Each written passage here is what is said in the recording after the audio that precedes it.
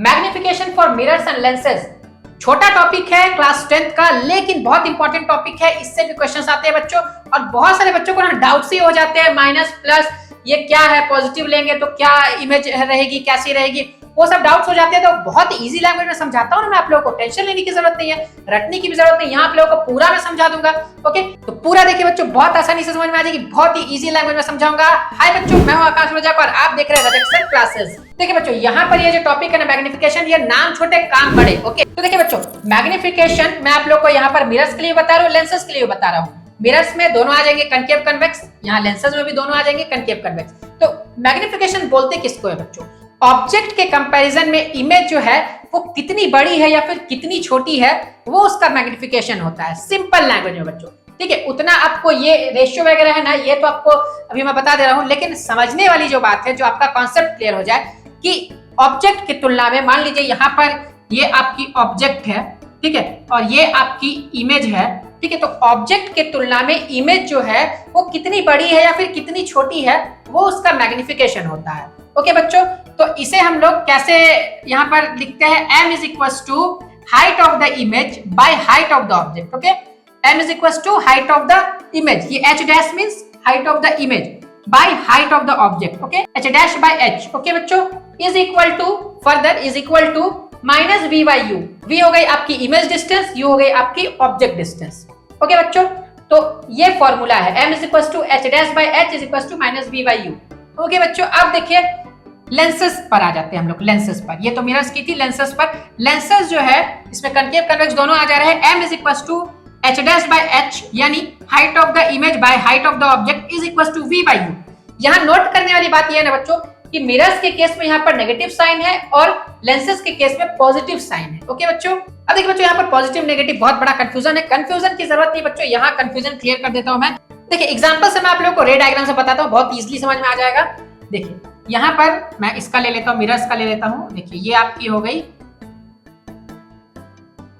Concave mirror बच्चों, ठीक है, ये कनकेव मिरर है, और यहाँ पर मैं बना देता हूँ लेंस का, ठीक है, ये हो गई आपकी कन्वेक्स लेंस। ओके, जस्ट मैं आपको नॉर्मली बना करके बता रहा हूँ समझने के लिए।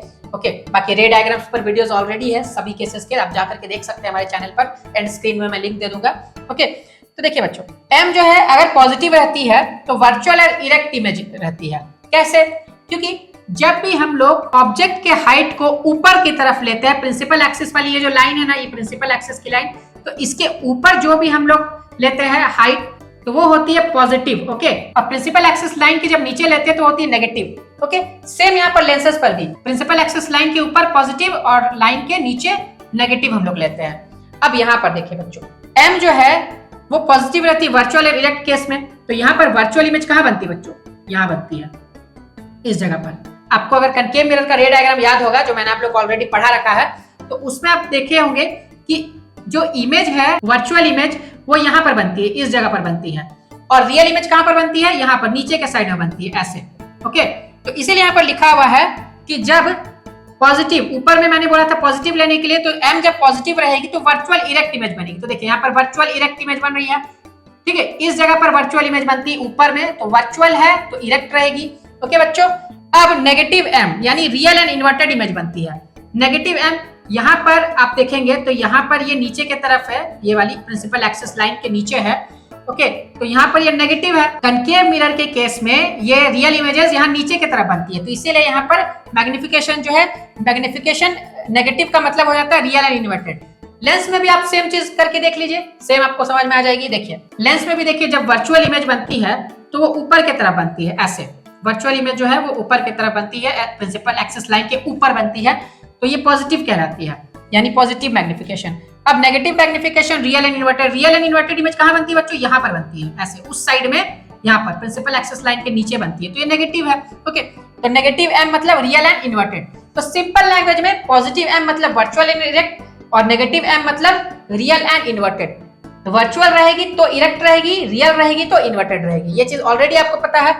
अब देखिए बच्चों, जब भी मैग्निफिकेशन 1 से ज्यादा रहती है, मैग्निफिकेशन की वैल्यू जो है वो अगर 1 से ज्यादा है, तो इमेज जो रहेगी वो एनलार्ज रहेगी, बिगर देन द ऑब्जेक्ट रहेगी। ओके, ऑब्जेक्ट से बड़ी रहेगी। ओके, मैग्निफिकेशन जो है वो 1 के इक्वल है तो सेम साइज रहेगी। ऑब्जेक्ट और इमेज की साइज जो है वो सेम रहेगी, चाहे वो लेंस हो या फिर मिरर हो। ओके बच्चों, उसके बाद मैग्निफिकेशन जो है वो लेस देन 1 रहेगी, 1 से कम रहेगी तो इमेज जो रहेगी वो स्मॉलर देन द ऑब्जेक्ट रहेगी, ऑब्जेक्ट से छोटी रहेगी। ओके बच्चों, अब आपके लिए काम है बच्चों, आप मुझे कमेंट बॉक्स में बताइए, ये ऑब्जेक्ट है, ठीक है, और ये आपकी इमेज है, ठीक है, तो इसकी मैग्निफिकेशन क्या होगी?